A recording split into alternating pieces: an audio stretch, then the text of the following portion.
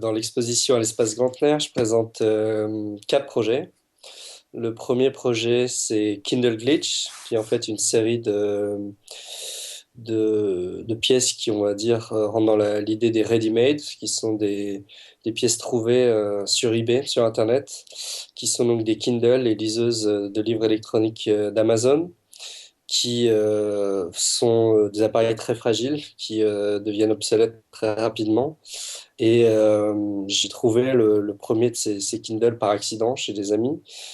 Et très vite est venue l'idée d'en faire une pièce, puisque je travaille sur la notion d'obsolescence planifiée et la notion de glitch visuel, d'erreur et de malfonction technologique.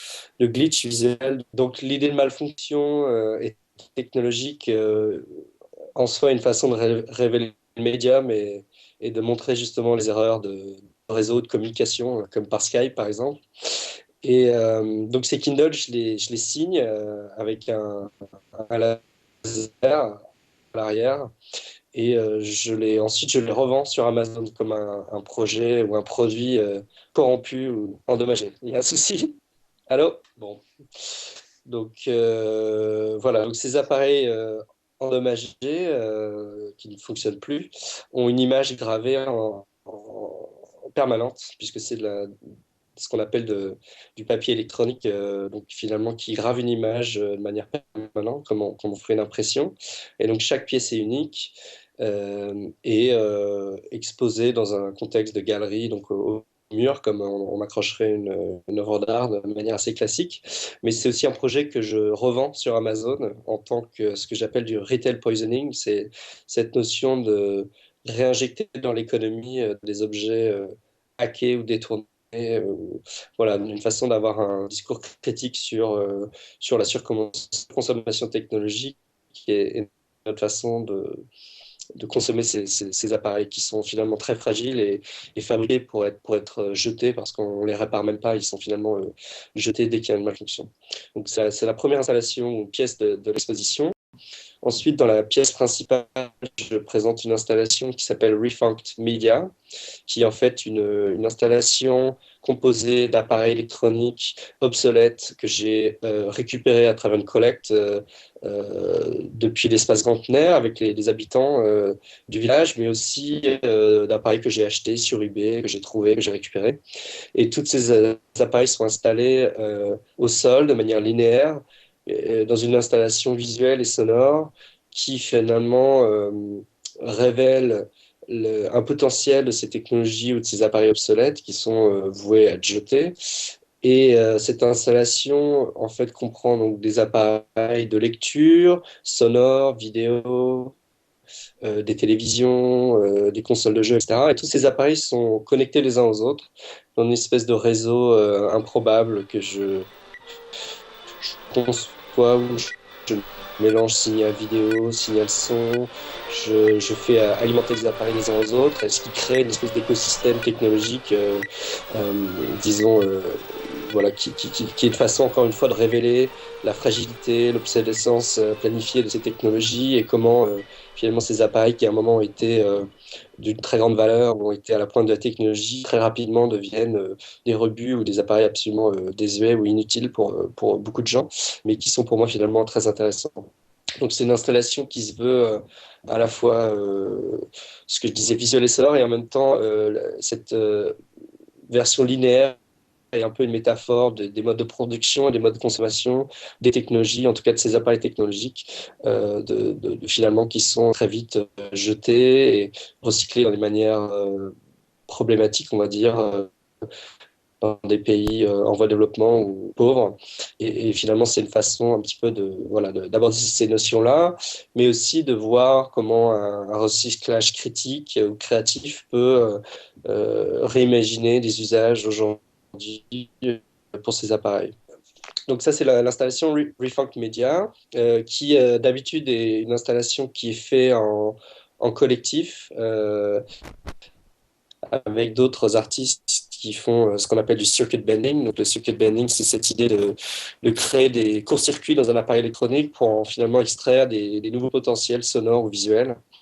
Et pour cette version-là, je l'ai faite tout seul, mais en général, c'est un travail que je fais en équipe parce que c'est un petit peu venu à la suite d'un long travail sur les déchets électroniques qu'on appelle e-waste en anglais, puisque j'anime des workshops qui s'appellent les e-waste workshops depuis 2005, où j'invite les participants à ramener des appareils électroniques, électroménagers divers et à faire des installations avec. Et qui est une façon aussi de un petit peu de rendre visible et un peu didactique la façon de travailler du circuit bending, et puisque tout est visible, les appareils sont ouverts, les câbles sont visibles, donc on peut vraiment suivre le signal de manière purement analogique. Et c'est ce qui m'intéresse aussi, c'est une façon de rendre vraiment clair et simple ces modes de production audiovisuelle liés au circuit bending.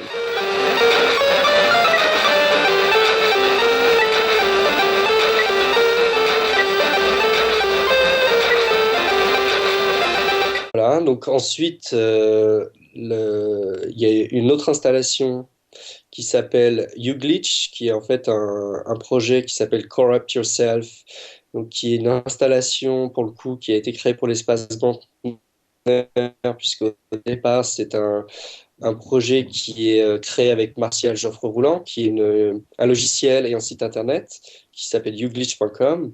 Et le logiciel qu'on peut télécharger permet de glitcher la vidéo de sa webcam en temps réel et d'enregistrer un clip assez court de 6 secondes qui est automatiquement envoyé sur un site internet, donc youglitch.com, qui est une sorte de parodie de YouTube, où en fait on peut voir donc, des vidéos des utilisateurs avec leur webcam, mais aussi des films, puisqu'on peut charger des films et donc les glitcher. Alors le glitch, c'est une malfonction au niveau digital, numérique, qui est finalement une aberration binaire de 0 et de 1 qui sont mal enregistrés, ce qui fait que une image qui est mal transmise, par exemple par une communication Skype ou par email, va avoir des artefacts de cette malfonction qui finalement révèlent le médium et la technologie qui ont servi à la transmettre ou à la, à la révéler. Donc c'est ce qui m'intéresse assez dans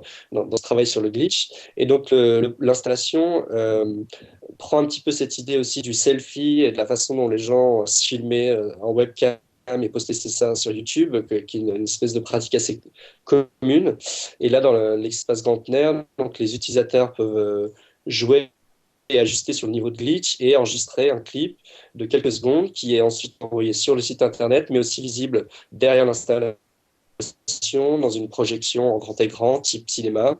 Et ce film, cette collection de toutes ces vidéos, comprend les participants donc, dans l'installation, dans l'exposition, mais aussi toutes les vidéos faites à partir des web qui ont été uploadés ou envoyés sur le site internet depuis qu'on l'a créé. Donc il y a à peu près une quinzaine d'heures de films potentiels avec des gens à travers le monde et dans l'installation et dans l'espace grand air. Donc à la fois voilà, mélanger les participants et les vidéos qui ont été mises sur le site. Et donc la vidéo s'appelle Corrupt Yourself, puisque le tagline de YouTube, c'est Broadcast Yourself, donc on se diffuse soi-même et là on se corrompt nous-mêmes. Enfin, voilà, une espèce de clin d'œil critique, on dirait, à une plateforme connue de voilà, diffusion de vidéos. Ensuite, la dernière installation donc, qui s'appelle LSD, Light to Sound Device. Donc, en fait, est une présentation, installation d'un projet qui a été vraiment créé au départ comme une performance urbaine.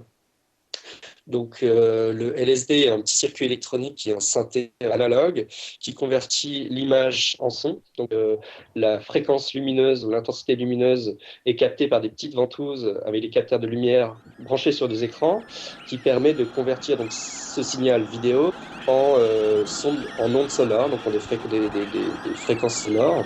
Et je l'utilise de manière générale en espèce de performance intervention sur les publicités notamment et l'omniprésence des écrans dans l'espace urbain. C'est un petit peu le point de départ de ce projet-là. Et je l'ai fait un petit peu partout, que ce soit à Paris ou à New York et ailleurs. Et là, dans l'exposition, je présente donc une collection des films de ces performances ou de ces utilisations dans l'espace urbain et aussi une version d'utilisation de démo, on va dire, pour les visiteurs, où ils peuvent écouter et jouer avec l'interface et s'approprier un petit peu le projet, se rendre compte des possibilités sonores aussi. Euh, par une animation qui est un peu des tests visuels qui permet d'entendre un peu tout le spectre possible de ce projet. Mais ce qui m'intéresse vraiment, c'est surtout l'intervention sur les publicités, notamment en métro par exemple, qui est une façon on va dire, d'appuyer ce que j'appellerais une pollution visuelle, une interférence visuelle, et la transformer en interférence sonore, ou pollution sonore. Donc on se rapproche de ce que j'appelle le sonic gravity, donc c'est une sorte de signature de tag sonore qui est finalement une autre façon de faire du street art lié aux technologies, et c'est un domaine ou un sujet qui m'intéresse particulièrement depuis longtemps. J'ai d'autres projets où je détourne les caméras de surveillance en récupérant le signal des caméras de surveillance sans vie dans la ville, etc. Donc voilà, c'est le dernier projet d'installation de l'exposition. Et suite à ça, je vais aussi faire un atelier donc le 18 où les participants apprendront à fabriquer ce circuit et pourront repartir avec et essayer un petit peu euh, de, de- de créer des installations sonores dans leur environnement urbain à eux ou dans leur ville. Voilà.